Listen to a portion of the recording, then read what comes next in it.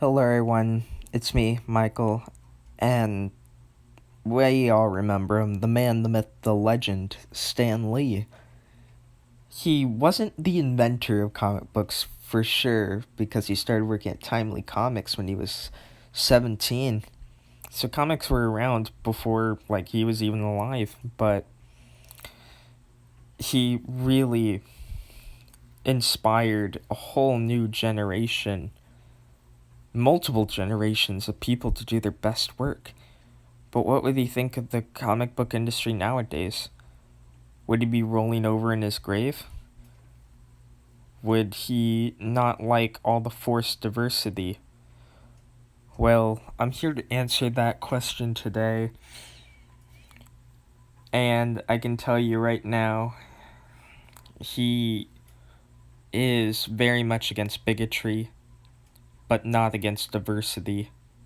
And let me show you what he would think of the comic book industry nowadays if I could take a guess. This is not fact, obviously, but let's get into this. Here are some comments where he says, back in the 1960s, that costumed supervillains can be defeated by superheroes, but people who are bigots, they can't be halted with a ray gun or punched in the snoot. The only way to destroy them is to expose them, to reveal them for the insidious evils that they really are. I'm not reading word for word here, but anybody who hates anybody of all of a background or culture or religion are bigots, and it doesn't matter what group you hate, you still hate them. And that you are part of the insidious evil if you are a bigot. And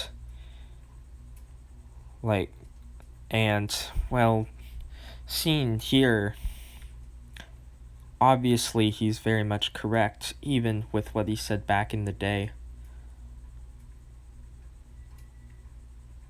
But we have a new type of bigotry now, and I think Stan Lee would not like to see his comic book writers be saying this.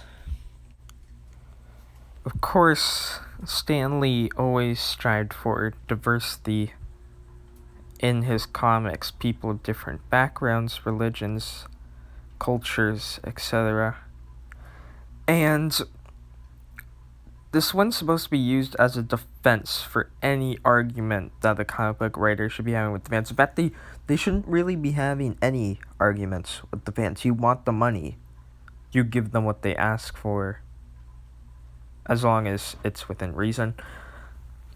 But the fact is, whenever someone criticizes a comic book, you get responses like this that I have blurred out because, I don't want anybody really seeing this full language. But, wow, this is what they say to their comic book fans. They hate them openly. And sometimes they will apologize later with these fake apologies where the backlash for their comments is so great that they bend the knee.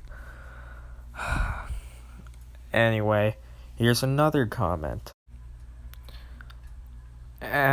Another comment by Mr. Frank Thierry, the guy who posted the first comment. That's very nice of him to say this to his fans, especially when they were only giving fair criticisms to mean comments of another comic book writer who just happened to be his friend.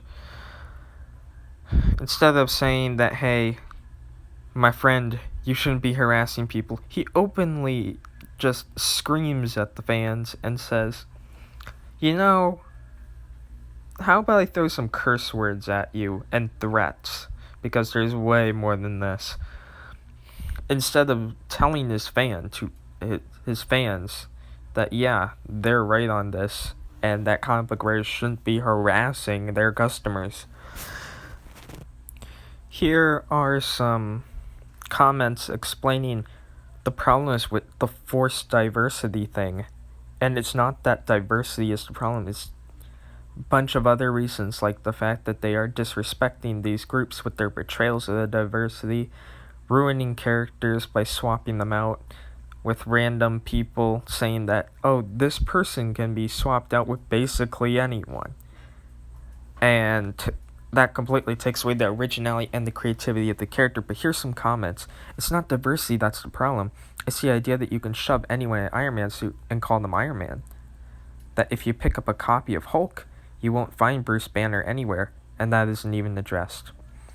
These are characters with generations behind them, and the idea that you can just swap characters is insulting to the people reading the book. You want a gay character? Fine. By the way, I'm pulling all of these from Quora. Go check out that website. So, anyway, it says,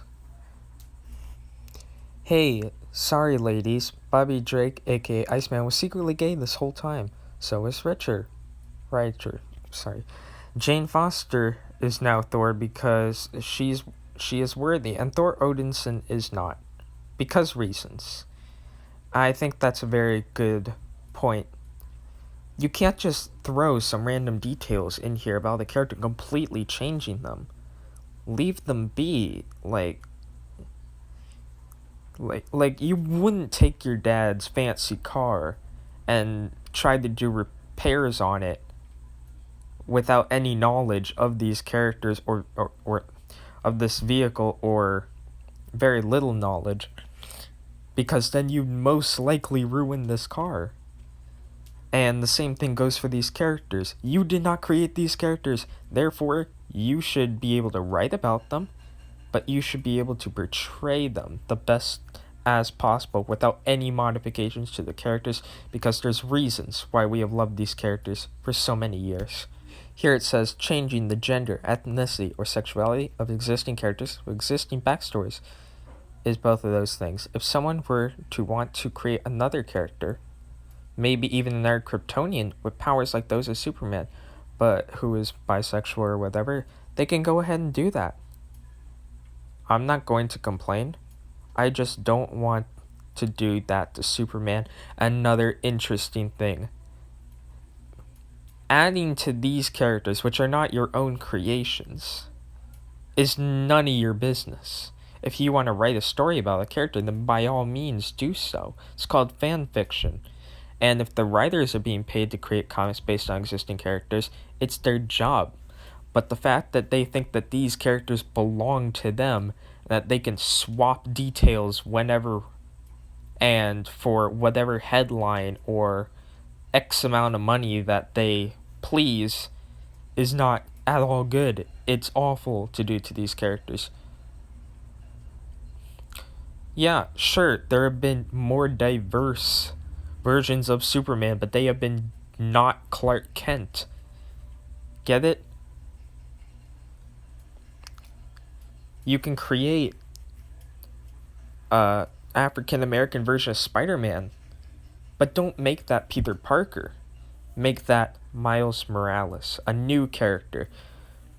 He had different interests, different talents, still being very smart, of course, but he was a different person, a new character. He left the original character alone while still creating a new character that everybody loves. Anyway, that's it for these comments.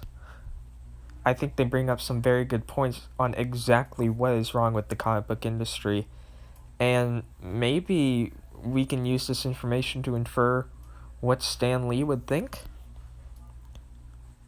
So, what can we come to the conclusion of as to what Stan Lee would think of the modern comic book industry? In short, he has always been for diversity, but I'm sure he's also been for creativity and originality. And he is definitely against bigotry.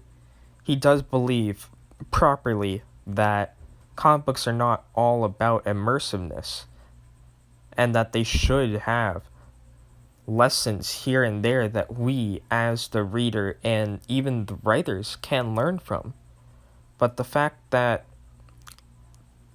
his own writers believe that no character can be white or no character can be black without being fat, or a woman, or part of the rainbow flag, and that they have to fit into these specific stereotypes in order to be good characters feels insulting to the races of people that they are trying to represent. And they're only representing minorities, not everyone, which I think he would also find a big problem. I think he would also be disappointed in the fact that his own writers have become the bigotry that he wanted to stop. The fact that they openly hate and scream insults and threats, even death threats, to the fans who just give them simple criticism. I give this a 9 out of 10, not a 10 out of 10. What? How dare you? Beep, beep, beep. Do we really need comic book writers that can be offset by anything and everything, are so disapproving of fan criticism and have superiority complexes the size of Jupiter? No, we don't. With that being said, I'm Inspector Taco. Remember, if you're going to be a comic book writer, don't be a bad one. Don't take examples from these comic book writers. Bye.